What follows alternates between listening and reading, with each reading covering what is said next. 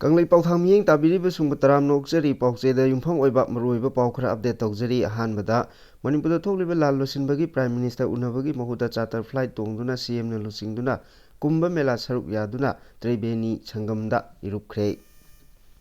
Hokiba Chahi Lisingani Kolumdagi Me Humdagi Hogduna Manipur Toliba Tha Kun Helaba Lan Asi Bharat Lengak Amadi Manipur Lengak Anina Loisinduna Tangdu Leitabo Manipur Ama Uhenba Ngamdaduna Praja Miyambu Mai Iklava Khang Matakta Thangatuna Thambaga Manaraba Leiringai Cherak Asida Rajniti gi Oiba Charangnaba Ama Thoroktuna Hena Leitadaba Manipur Ama Oirakpa Yabagi Pibamda Hauzik Leire Cherak Asida Chief Minister N Birena Lusingduna Prime Minister Narendra Modi Unaduna Manipur da Thokliba Lan Asi Loisinaba Honabagi Mahuta UP gi Priya Gazda Pangthokliba Mahakumbha Melada ngasi Turel Ahumgi Itinpham Oiriba Trebeni Sangamda Iruptuna Lai Khre Hari Chief Minister N Birena Lusingduna Works Minister Govindas Konthojam Foreign and Environment Ngapigani Forest and Environment Minister Thongam Biswajit KFNPD Minister Lesangthem Sochindro Yauna Lamlai ACG MLA KS Ibomcha Langthabal ACG MLA Karam Syam Kumbi ACG MLA Chanasam Prem Chandra Amadi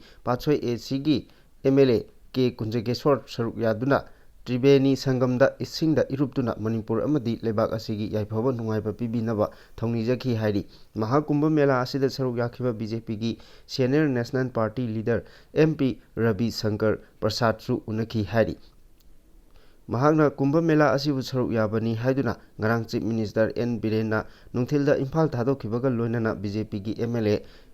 Minister Singh Aduna Athengwada Charter Flight Imphal Thadokibani Hari Amaronda Assembly Mifam Naksilakpaga Loinana Chief Minister N Birena Lusingba Lengang Manungi Oiriba Minister Amsung MLA Singi Manungda Yanadaba Kaya Leiba Uba Funglakli Makogi Marakta Chief Minister N Biren Chokotpa Amadi Chokotpa Pamdaba Kanglup Ani Thokna Lairi Union Home Minister Unaba Phangdana Minister Khemchan Imphal Tholakre Hari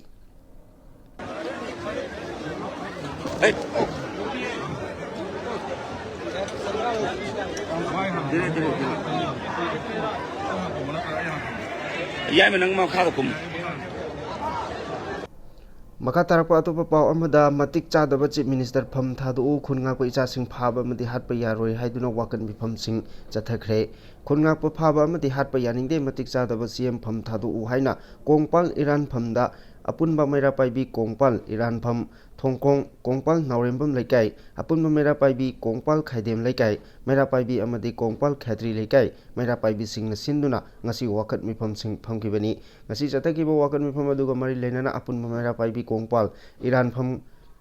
Thongkonggi Secretary Pangambam Ongbi Anitana Phongdora Kibada Manipur Thakun Hena Thokliba Irang Asida Khungakpa Ichasing Leirambagi Ekoi Yumda Tumduna Leiba Ngamlibani Khungakliba Ichasingi Maraktasu Mahiroi Kaya Marum Yauri Makoi Singbo Ingna Tamna Mayumda Lehanduna Ningthina Mahimasing Tamba Phanganbiu Hauji Thokliba Lanpham Asida Politics ki Kudongchaba Longnabagi Damak Amaga Hunnabagi Mahuta Lengak Pairibana Lan Asi Athuba Matamda Loisinduna Manipur Miyambu Mahusagi Punsida Ingna Jingna Lehanbiu Hairekli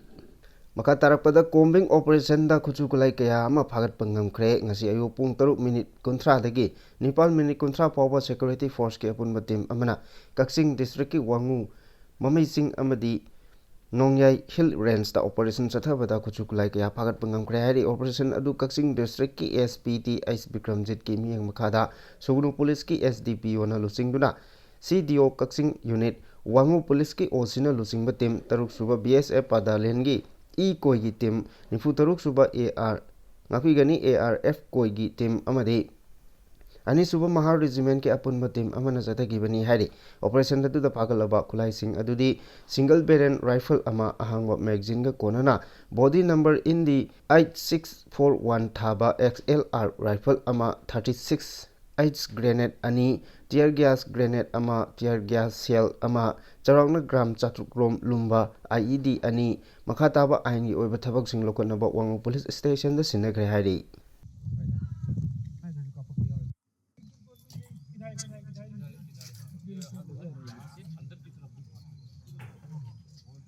Makataba update Tamio Ama Nongmei Makong Kap Laga Humdolomle Hari Ngarang Numidang Pung Mapan Room Taba Matamda Masakang the Bakulai Pai Singna Atopum from Amadagi Paduna Purakiba Oigani Haina Singnaba Mio Ama Impan Police Station Gi Manung Chanba Langolgi Krista Grounda ꯃꯈꯣꯡꯗ ꯅꯣꯡꯃꯩꯅ ꯀꯥꯞꯇꯨꯅ ꯍꯨꯟꯗꯣꯛꯂꯝꯂꯦ ꯍꯥꯏꯔꯤ ꯃꯤꯑꯣꯏ ꯑꯗꯨꯒꯤ ꯈꯨꯕꯣꯝꯒꯤ ꯁꯔꯨꯛꯇ ꯅꯣꯡꯃꯩ ꯃꯔꯨ ꯑꯃ ꯄꯥꯟꯗꯨꯅ ꯁꯣꯛꯂꯕ ꯃꯤꯑꯣꯏ ꯑꯗꯨꯒꯤ ꯃꯃꯤꯡ ꯂꯩꯁꯥꯡꯊꯦꯝ ꯀ꯭ꯔꯤꯇꯤ ꯉꯥꯟꯕ ꯆꯍꯤ 19 ꯑꯄꯣꯛꯄ ꯑꯉꯧ ꯀꯧꯏ ꯆꯨꯔꯆꯥꯟꯄꯨꯔ ꯃꯥꯟꯗꯣꯞ ꯂꯩꯀꯥꯏꯗꯒꯤꯅꯤ ꯍꯥꯏꯔꯤ ꯍꯧꯖꯤꯛꯅ ꯂꯥꯡꯒꯣꯜ ꯒꯦꯝ ꯚꯤꯂꯦꯖꯇ ꯂꯩꯕꯅꯤꯁꯨ ꯍꯥꯏꯔꯤ ꯃꯍꯥꯛꯀꯤ ꯀꯣꯛꯀꯤ ꯁꯔꯨꯛꯇꯁꯨ ꯁꯣꯛꯄꯒꯤ ꯗꯥꯛꯐꯝ ꯂꯩꯔꯝꯃꯤ ꯀꯣꯛꯇ ꯁꯣꯛꯂꯤꯕ ꯑꯗꯨ ꯅꯣꯡꯃꯩꯅ ꯄꯥꯜꯂꯕ ꯃꯇꯨꯡꯗ ꯇꯨꯁꯤꯟꯕꯗꯒꯤ ꯁꯣꯛꯄ ꯑꯣꯏꯕ ꯌꯥꯏ ꯍꯥꯏꯅ ꯊꯥꯖꯅꯔꯤ ꯊꯧꯗꯣꯛ ꯊꯣꯛꯐꯝꯗ ꯄꯨꯂꯤꯁꯀꯤ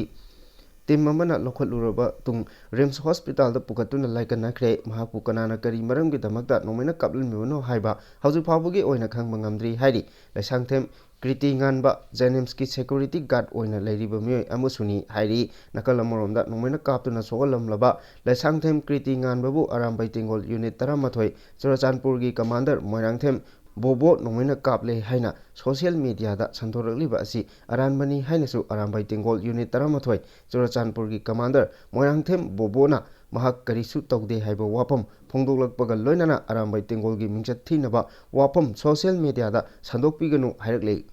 Tengu Unit 11 Sultanpur ai isamak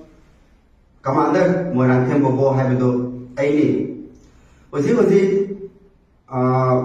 viral sadiba social media da ai Sultanpur gi commander Bobo bu maphaigan no moina kapam me haiba si viral sadiba si mayam ai isamak ai sida lengda leiri ai kesu taude Makataba atopa yamna nungaitaba update amada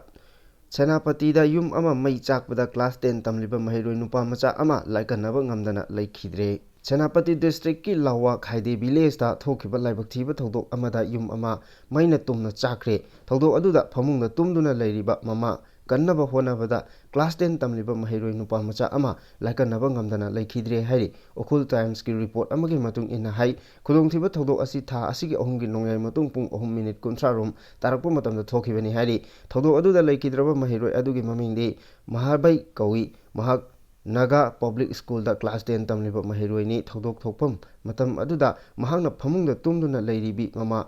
serobum maina chakpadagi kannanaba honabada masa hena mai chaklakpadagi khudakta hospital da pukhatuna laikanakhi adubu hakchangi saruk kaya maina chakpadagi phibam lusilakpana maram oraga Rims Hospital da refer tawraktuna layeng chatharakpada laikanaba ngamdana laikhidabani su hairi tawdo asi thokraba matung ngarang awaba taraba imung aduda Paumai Naga Union gi mihut kangbu sing ama chatuna Union gi maikidigi angamba selgi mateng pangkhibaga loinana imung adugi awabada saruk yakre loinana hojik soktuna leiribi sero mapuroiba dani gi hakchangi phibam phana phagalaknaba isorgi mapamda Paumai Naga Union na thongnijakresu hairi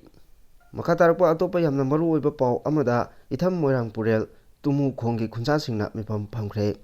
Impal East District ki manung channa itham Moirangpurel amadi Tammu khongga naknana leiriba Molham khulda kuki singna amuk hana khunda sinnaba center lengakna paikhalakpa khongthangi mayokda itham Moirangpurel amadi Tammu khonggi khunjasinggi oiba ajobo mifam ama pangthokre center lengaki nakal namagi oiba miyengda maitei sing nathairamlaga kuki sing resettlement tongnaba honarakpa thawong khunjasingna yabo ngamloi awangba thakta yaningde haina maikei adongi miyamgi loop Nongpok ngakpa loop NLL gi advisor Dewal Takhelambamna pendaba phongdorakli ngasi Tammu khongda pangthokiba miyamgi mifam aduda Nongpok ngakpa loop ki advisor Dewal Takhelambamna makhadana hai irang asina maram oiraga maitei khul kaya tumna manghankiba asigidi center lengakna karisu nasungdana leiri Thailand Mall area gi manung channa leiriba Molham hariba khul asida kuki militant KLA amadi Myanmar da yumpham oiba KNAB gi kedar chanirom leiri haiba wafam NSN IM gi maikeidagi su thamlakpa laikhrabani Molham khulda changsillakiba kuki militant sing asi laksinnaba Nongpok ngakpa loop ki maikeidagi haukiba ing 2023 gi September gi 12 da Thengkhang kayarakda mari leinaba singda wakatkiba laikhre makatana chingtaktagi nongmai kaptharakpa yabagi phibamda leiringai chairak asida Molham khulda BSF company thamduna kuki sing amuk hanna thamnaba honaraklaba laibak thibani nakal animaki resettlement ki matangda lengaki oiba chapchaba phirep ama lauthokringaida kuki gi khul hanna khunda leitanaba honarakpa asimak irang asigi makatana chathanaba chebau thabaga pangkakni haina phongdorakhi nakal amaromda ngasigi mifam aduda wangangloi oina saruk yakhiba senior journalist Hemantok Ningombana hai Kuki मिलिटेंटसिंगना मैतै खुंजासिंगदा लांदाबा हौरकपा मतमदा कनबीनबा हाइबदा लेंगाकना अमदि security फोर्ससिंगना कलमलबदि ngasi खुल ngakpasing थोरकलिबा असि थोलकलमलोय मियामगी पुंसी अमदि लनथुम कनबा ngamkhidabasing adu काउथोकलगा ngasina खुल ngakpasing फाबा पुनबा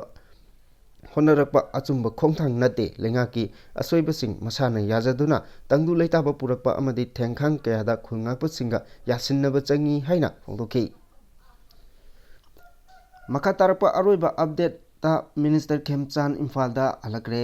था असिगी अहुमदा यूनियन होम मिनिस्टर अमित शाहना कौरपदगी दिल्लीदा उनबा चटखिबा मणिपुर लेंगाकी RDNPR मिनिस्टर ओइरिबा Yumnam Khemchand ngasi numiyungba matung pung ama tabada दिल्लीदगी इम्फालदा थुंगलक्रे मिनिस्टर खेमचानदा इम्फालगी इंटरनेशनल एयरपोर्ट ता थुंगलकिबदा पाउमीसिंगना दिल्लीदा चलुबगी मरम हंगबदा चलुरिबो खोंचत असि मसागी हक्चांग येंगथोकपा चलुबनी हाइना पाखुम पिरमखि हाइरि पाउमीसिंगना खोंचत अदुदा बीजेपी की नेशनल लीडरसिंग उनबगी मतंगदा हंगबदा कनागा उनरखि हाइबा ताकलगकी महुता नो कमेंट हाइना खुमलखिबा नतना अतोपा पाखुम अमता फोंदोकलमदना चटखि हाइरि थाजनिंगाय ओइबा पाउ अमगी मतुंग इना मिनिस्टर युमनाम खेमचानना दिल्ली की खोंचत अदुदा बीजेपी की नॉर्थ ईस्ट स्टेट की इंचार्ज ओइरिबा सुमित पत्र उनखिबा अदुदा हौजिक स्टेट असिदा लेरिबा बीजेपी लेंगाक असिगी MLA सिंगी मनुंगदा वाखलोन तिनदबा लेरिबा चीफ मिनिस्टर सिनगदबनी हाइबा वाफम लाक्लिबा असिगा मरी लेनना था असिगी तरादगी फंबा हौगदोरिबा चाही असिगी असेंबली बजट सेशन असिदा बीजेपी मनुंगी लेरिबा वाखल तानदबा असिना मरम ओरगा इरांग थोक्तनबा असेंबली सेशन निंगथीना चथबा यानबा मिनिस्टर वाई खेमचानगा वरी सानकीबा अदुदा यानबा पुरकपा ngamdabadagi minister Yumnam Khemchand union home minister उनरमदना मणिपुरदा थोलकिबनी हाइबा पाउ असिना मखाताना फोंदोरकली।